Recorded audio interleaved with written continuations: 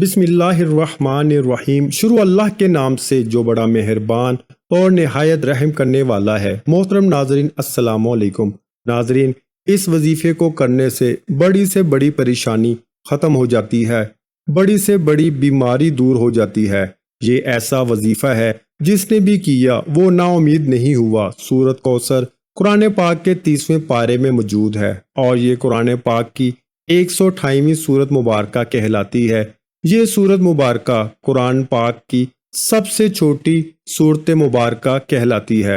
اس سورت مبارکہ کو سورت کوثر اس لیے بھی کہا جاتا ہے کیونکہ یہ سورت مبارکہ میں نبی کریم صلی اللہ علیہ وآلہ وسلم کو کوثر کی بشارت ہوئی تھی، اور اس آیت مبارکہ میں نبی کریم صلی اللہ علیہ وآلہ وسلم کو عظیم تحفہ دینے پر اللہ نے نبی کریم صلی اللہ علیہ وآلہ وسلم کو قربانی دینے اور نماز قائم کرنے کا حکم بھی دیا ہے۔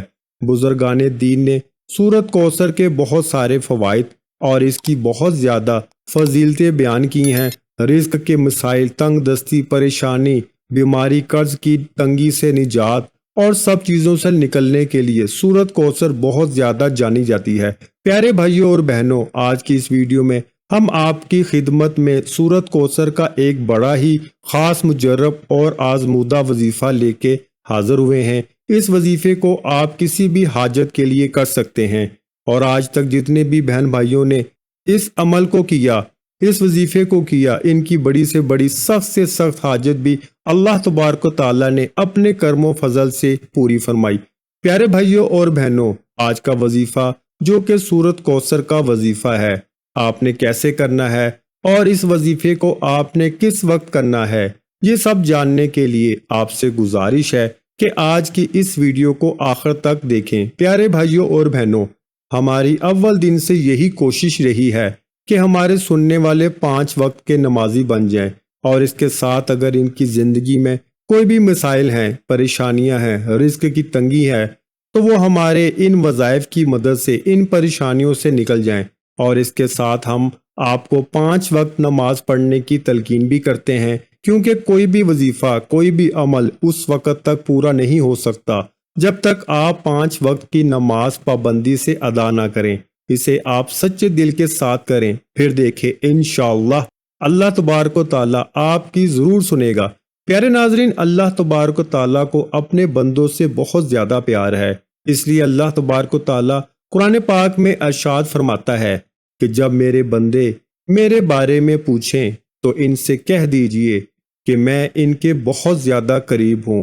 اس کے ساتھ ارشاد فرمایا کہ تم مجھ سے دعائیں مانگو، میں تمہاری دعائیں قبول کرنے والا ہوں۔ لیکن بہت افسوس سے کہنا پڑ رہا ہے کہ آج کے اس معاشرے میں ہمارے پاس اللہ سے مانگنے کا وقت نہیں ہے۔ آج کل ہر بندہ یہی کہتا ہے کہ اس کے پاس وقت نہیں ہے، لیکن وہ پھر بھی پریشان حال رہتا ہے۔ پیارے بھائیوں اور بہنوں، اگر ہمیں اس دنیا میں رہنا ہے تو ہمیں زندگی گزارنے کے لیے کچھ نہ کچھ کرنا پڑتا ہے، لیکن اس کا مطلب یہ نہیں کہ ہم اللہ اور اس کے پیارے نبی حضرت محمد مصطفیٰ صلی اللہ علیہ وآلہ وسلم کو مکمل طور پہ بھلا دیں۔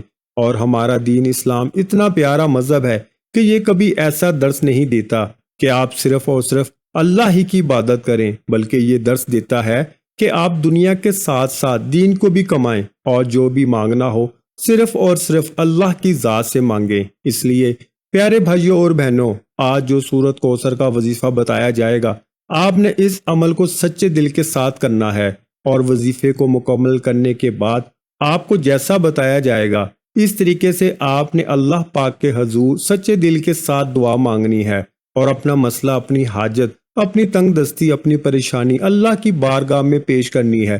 پھر دیکھیں کہ اللہ آپ کی کیسے سنتا ہے۔ پیارے بھائیوں، وظیفے کی جانب چلنے سے پہلے آپ کو سورہ کوثر کے چند شان و نزول بتا دیتا ہوں۔ پیارے بھائیوں اور بہنوں، ایک روایت میں آتا ہے کہ صحابہ کرام بیان فرماتے ہیں کہ ایک روز نبی کریم صلی اللہ علیہ وآلہ وسلم ہمارے درمیان بیٹھے تھے۔ اچانک نبی کریم صلی اللہ علیہ وآلہ وسلم پر ایک نیند اور بے ہوشی کی کیفیت طاری ہو گئی۔ تھوڑی دیر بعد نبی کریم صلی اللہ علیہ وآلہ وسلم نے اپنا سر مبارک اوپر اٹھایا اور مسکرانے لگے۔ صحابہ کرام نے پوچھا کہ اے اللہ کے پیارے نبی صلی اللہ علیہ وآلہ وسلم، آپ کس وجہ سے مسکرا رہے ہیں؟ تو آپ صلی اللہ علیہ وآلہ وسلم نے جواب دیا، مجھ پر ابھی ابھی ایک صورت نازل ہوئی ہے۔ پھر آپ صلی اللہ علیہ وآلہ وسلم نے بسم اللہ الرحمن الرحیم کے ساتھ سورہ کوثر کی تلاوت فرمائی۔ پھر نبی کریم صلی اللہ علیہ وآلہ وسلم نے پوچھا، اے صحابہ، کیا آپ کو معلوم ہے کہ یہ کوثر کیا چیز ہے؟ صحابہ کرام نے جواب دیا، اللہ اور اس کے رسول بہتر جانتے ہیں۔ آپ صلی اللہ علیہ وآلہ وسلم نے فرمایا کہ یہ جنت میں ایک نہر ہے جس کا اللہ تبارک و تعالیٰ نے مجھ سے وعدہ فرمایا ہے کہ جس میں میری امت قیامت کے دن پانی پینے کے لیے آئے گی۔ اس نہر کے قریب پانی پینے والے برتن ستاروں کی مانند ہیں۔ پیارے ناظرین، یہ سورت مبارکہ بہت ہی زیادہ برکت اور فضیلت والی سورت مبارکہ ہے۔ اس سورت مبارکہ کی شان و نزول کے بارے میں بتانا اس لیے بھی بہت اہم تھا کہ جب آپ یہ وظیفہ کرنے کے لیے بیٹھیں تو آپ کو اس کا شان و نزول اور اس کی اہمیت اور اس کے فضائل کے بارے میں بخوبی آگاہ ہوں۔ پیارے ناظرین، اپنے عمل کی جانب چلتے ہیں کہ آپ نے سورت کوثر کا وظیفہ کیسے کرنا ہے۔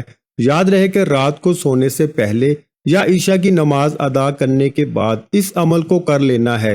یاد رہے کہ سب سے پہلے آپ نے 2 رکعت نماز صلاۃ الحاجات ادا کرنی ہے۔ ان 2 رکعتوں میں آپ نے سورہ فاتحہ کے بعد 11 مرتبہ سورت کوثر اور 11 مرتبہ سورت اخلاص پڑھنی ہے۔